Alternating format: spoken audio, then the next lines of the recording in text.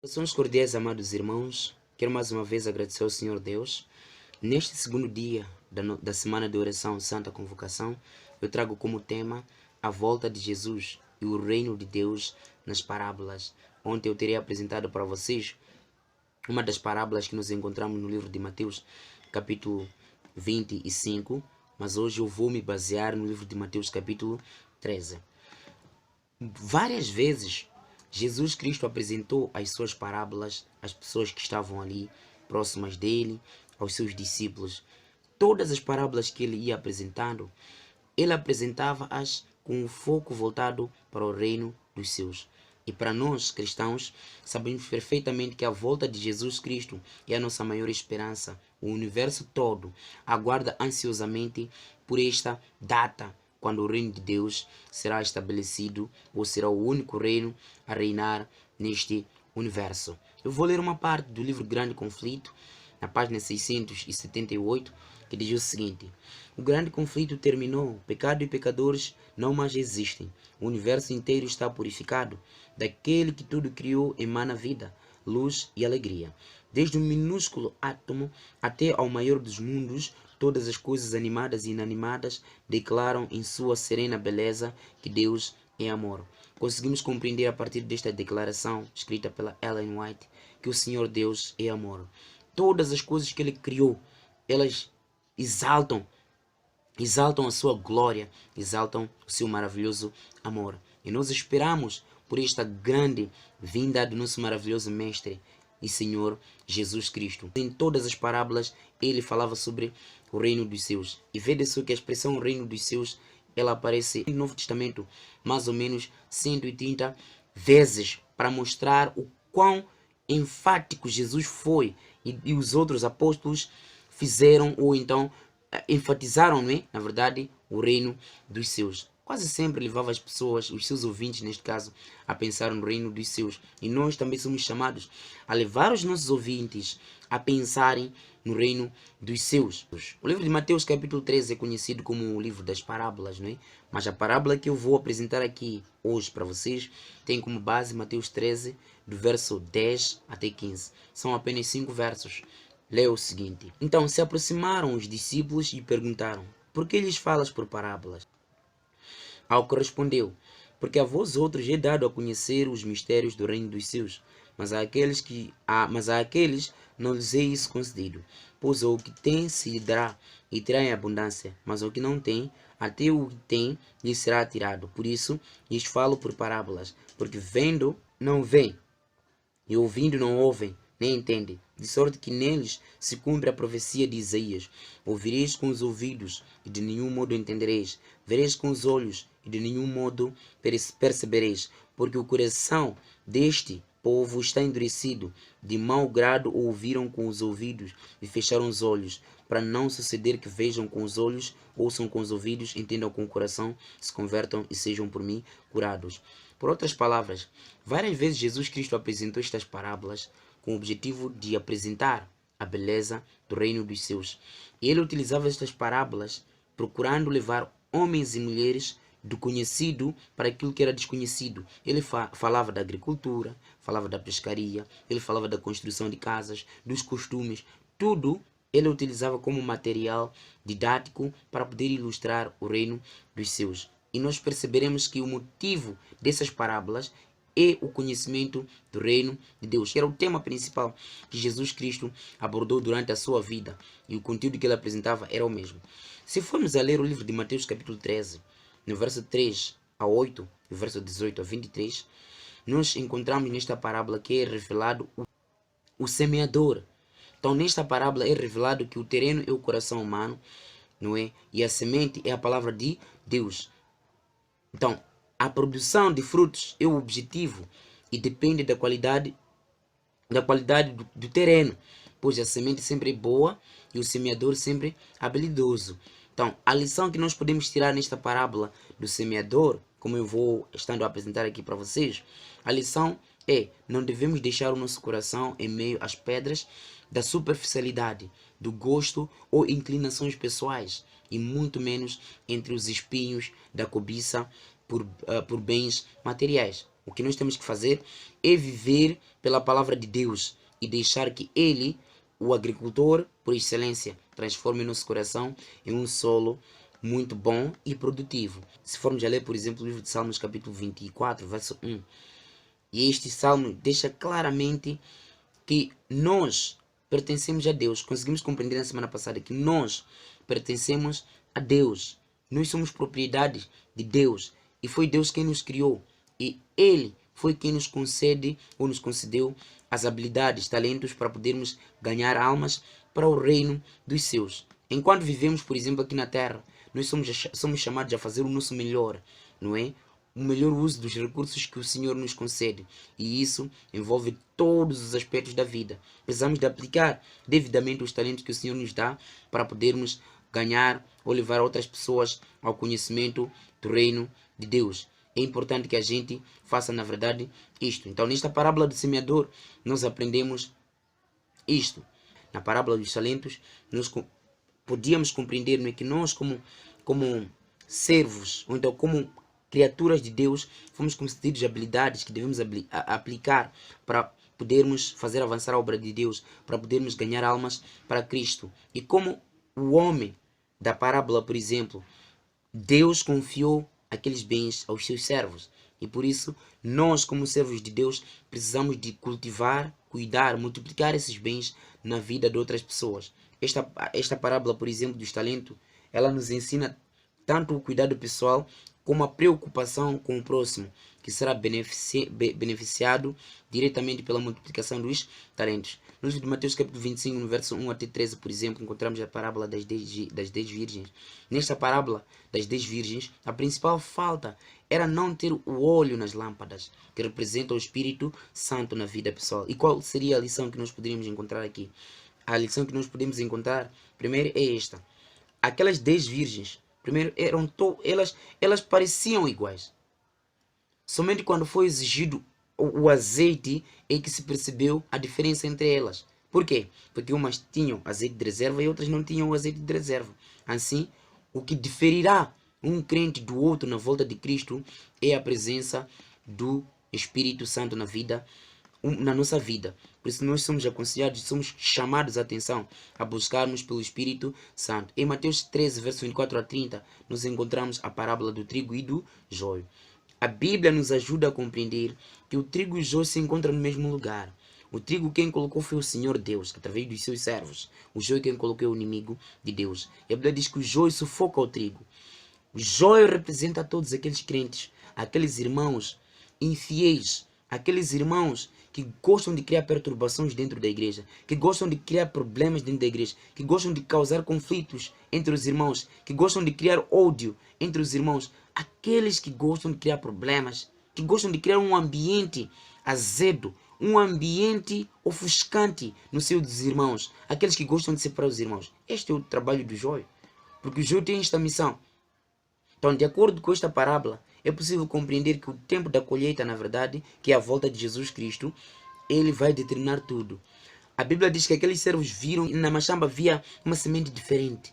Eles viram que havia uma semente diferente, não é? E eles até falaram com o seu Senhor, podemos arrancar. Mas o Senhor disse, não deixa que as duas coisas cresçam juntas. Estou a dizer o seguinte, queridos irmãos, enquanto Jesus Cristo não volta ainda, nós devemos cuidar do trigo do Senhor.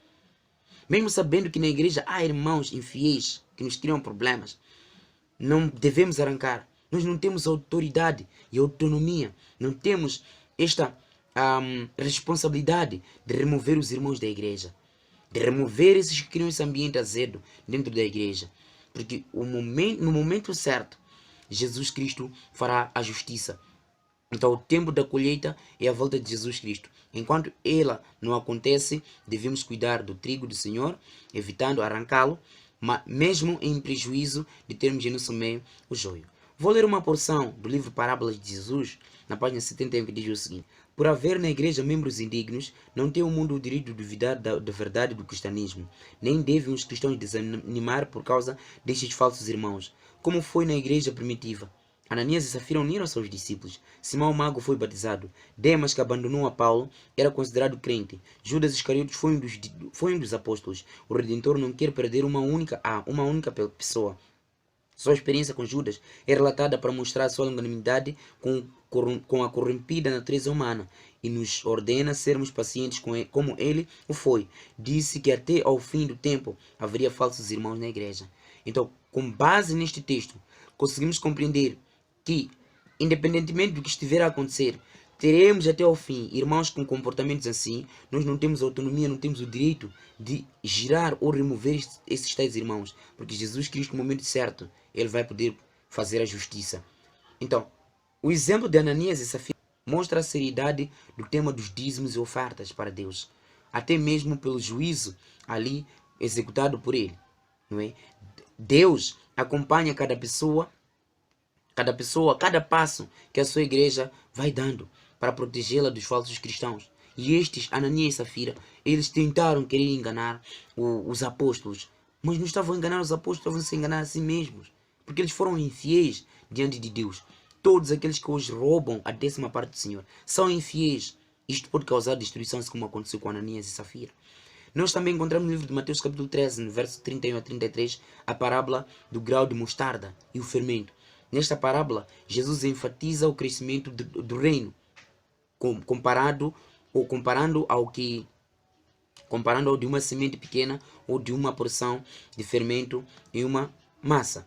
Então, o reino dos céus começa com uma pessoa, Jesus Cristo, mas vai crescendo através dos seus discípulos até atingir o maior número possível de pessoas. O reino de Deus é abrangente, inclusive, não rejeita o pecador, antes o convida a mudar de cidadania. Nós encontramos em Mateus 13, 31 a 33 também a parábola do tesouro e pérola. Nós somos mordomos de Deus, somos administradores dos bens que pertencem ao nosso Deus. Primeiro, porque Ele foi quem criou todas as coisas, e em segundo lugar, porque Ele foi quem foi quem nos salvou através de Jesus Cristo. Nós não pertencemos a nós mesmos. Tudo que somos e temos, dedicamos a Deus em resposta ao seu imenso amor por nós. Nós não pertencemos a nós pertencemos a Deus. E a volta de Jesus Cristo que nos é apresentado aqui na parábola do livro de Mateus capítulo 13, todas estas parábolas que eu apresentei aqui, elas têm como tema principal a volta de Jesus Cristo, o reino dos céus. Embora a parábola do semeador não mostre isso de forma clara, mas se formos a ler a parábola compreenderemos que na verdade fala da mesma coisa. Estas parábolas, elas esclarecem de forma muito clara, não é? Elas apresentam uma comparação entre as coisas da terra e o reino dos céus. E Jesus Cristo foi revelando em cada parábola as coisas essenciais para aqueles que são cidadãos do céu.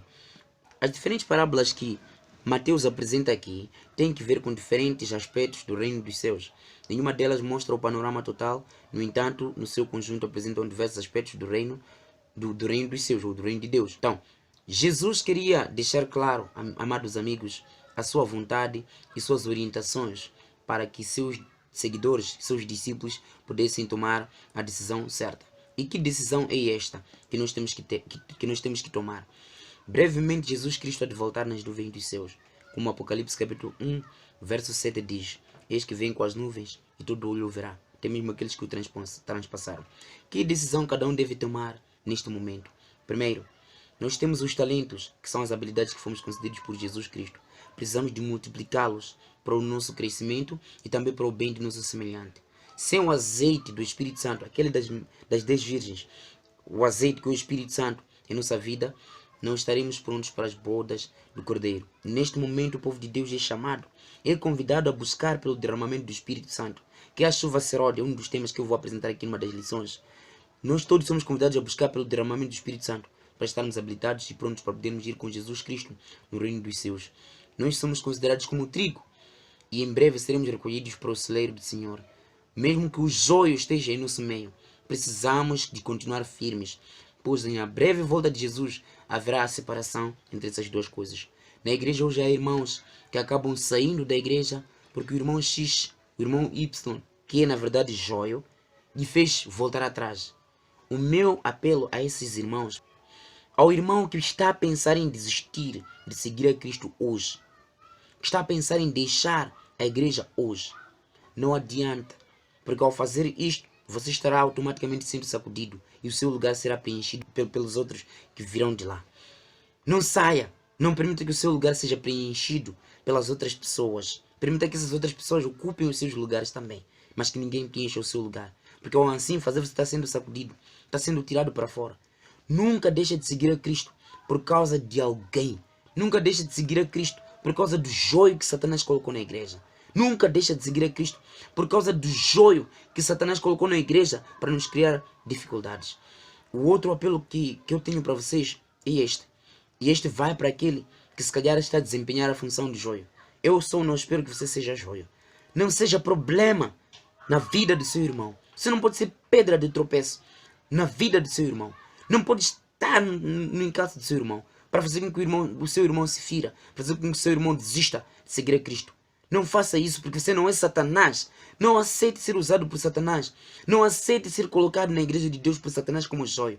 Mas aceite ser colocado na igreja de Deus por Cristo como a sua semente, aquela que irá para o celeiro. Porque o joio, a Bíblia diz que será tirado, será amontoado para poder ser queimado. Então nós, por mais que na igreja haja irmãos que são difíceis, nós precisamos permanecer firmes. E eu convido aqueles que se acham de difíceis para deixarem de ser difíceis, para que todos nós possamos caminhar juntos para podermos herdar o reino dos céus. E nós também somos considerados como a semente de mostarda, não é? E o fermento. A influência do reino de Deus deve chegar a todos através de nossa vida. Nós precisamos de pregar através da nossa vida. O que nós falamos deve estar coeso ou deve estar em plena conexão com aquilo que nós fazemos. Não devemos falar uma coisa e fazer outra coisa. O livro de Tito, capítulo 2, versos 13 diz: muitos confessam Jesus Cristo, mas negam-no pelas obras. Dizem que amam a Jesus, mas fazem outras coisas que mostram que eles não amam a Jesus. Se você já encontrou o tesouro, a pérola de grande valor, que é Jesus Cristo, não o troque por nada. Pelo contrário, entrega tudo por amor a Ele. Seja fiel, amado irmão. Seja fiel em tudo que você tem estado a fazer por amor a Jesus. Seja fiel nos dízimos e nas ofertas. Nos dízimos porque foi Deus quem disse: eu te dou tudo. Para você poder fazer o quê? Para poder usufruir. Você tem que tirar um dízimo semanal, que é o sábado do Senhor teu Deus. Tira algum dia, separa algum dia, porque o Senhor Deus já havia separado este dia para poder ter comunhão com Ele. Você tem toda a semana, mas separe o sábado para poder adorar o seu Deus. Tira o dízimo daquilo que você consegue arrecadar. A 10ª parte de tudo que você ganha. Você tem que tirar algum dízimo. Porque ao assim fazer, você a devolver esse dízimo, você está a mostrar o amor que você tem está a mostrar o grau de obediência, de confiança que você tem para com seu Deus. Mas quando você dá a sua oferta, você está a mostrar o quão você ama o Senhor Deus. A oferta não é determinada, apenas o dízimo é que o Senhor Deus determina a percentagem, que é 10ª parte. Se você recebe 200 meticais, por exemplo, a sua 10ª parte dos 200 meticais qual é? É 20 meticais. É isto que é 10ª parte. E do que resta você tira alguma oferta para o seu Deus. Seja fiel nas ofertas. As ofertas, quem determina é o seu coração. Seja fiel com o templo do Espírito Santo, que é o seu corpo. O que é que você tem que fazer? Você tem que colocar aquilo que o Senhor Deus te orienta a colocar. E você tem que ingerir os alimentos que o Senhor Deus te orienta a ingerir. Deixa de comer as carnes que o Senhor Deus proíbe. E as que Deus permite, coma em quantidade reduzida. Coma mais vegetais em detrimento das carnes. Coloque no organismo que o Senhor Deus te deu, que é o templo do Espírito Santo, o líquido apropriado, a água. Você não deve colocar no corpo o álcool. Não deve colocar no seu corpo o tabaco, porque isso destrói o seu organismo. Posso estar a falar com alguém que já está viciado nessas duas coisas que eu disse e que está tendo dificuldades para deixar. Eu convido a você para que comigo possamos orar, porque Deus vai te ajudar. E Deus vai te ajudar a você estar distante desses vícios. Mas atenção, se você decidir deixar de continuar nesses vícios, porque quando você começou a consumir o álcool, quando você começou a consumir o tabaco, ninguém orou para que você pudesse começar a fazer isto. Ninguém orou por ti para começar por isso, para começar a fazer isto. Mas eu hei de orar por ti, para que Deus te ajude a estar distante, mas depende da sua decisão. Nós somos convidados também a sermos fiéis no tempo que o Senhor Deus nos deu. O que é que você faz com o tempo que o Senhor Deus te deu? Será que aplica da melhor maneira o tempo que o Senhor Deus te deu? Você descansa o suficiente? Você tem um tempo de lazer o suficiente? Você leva os seus familiares para poder passear? Você tem um tempo de trabalho suficiente? Há pessoas que trabalham desde as 7 até o dia seguinte. Há pessoas que não têm descanso. Tira algum descanso para poder ter comunhão com a sua família. Tira algum dia para poder descansar, para ter comunhão com o Senhor Deus. Tira algum sábado para descansar. Nós temos que usar os talentos que o Senhor Deus nos concedeu para salvar vidas. Enfim, com a alegria da salvação, nós precisamos de viver a cada dia os princípios do reino dos céus que Cristo nos ensinou. Deus deseja salvar a você, porque Deus te ama. Neste momento eu te convido para que juntos possamos orar. Senhor Jesus Cristo, muito obrigado por teu amor. Aprendemos de todas as parábolas que aqui foram mencionadas, que o Senhor Deus brevemente vai estabelecer o seu reino, o reino da glória. E o Senhor utilizava as parábolas para fazer compreender às pessoas que o reino de Deus será estabelecido um dia. Eu desejo que o Senhor tenha misericórdia de nós, perdoa-nos em tudo que nós cometemos como pecado, para que a gente possa, maravilhoso Pai, andar como o Senhor quer. Esteja com os meus irmãos que aqui me ouvem neste momento. Eles tiveram a partir deste momento o conhecimento do reino dos céus. Eles querem um dia estar naquele sítio que o Senhor preparou com o Senhor, porque o Senhor prometeu, brevemente a nos levar para estarmos juntos lá no reino dos céus. Neste momento peço que o Senhor escreva o nome deles no livro da vida, escreva o nome dos seus familiares no livro da vida. Quero te pedir também por todos aqueles que se encontram envolvidos nos vícios e estão com dificuldade de deixar. Quando começaram, ninguém decidiu por eles, eles decidiram sozinhos. E eles devem decidir deixar também sozinhos. Mas eu te peço neste momento porque algumas pessoas têm aquilo por dificuldade tremenda. Senhor, ajude-os a deixar. Quero te pedir, querido Jesus Cristo, que o Senhor continue estando conosco. Guarde-nos e nos abençoe para todo sempre. Em nome de Jesus. Amém. Amado amigo, eu agradeço pelo seu tempo. Que Deus te abençoe. Em nome de Jesus. Amém.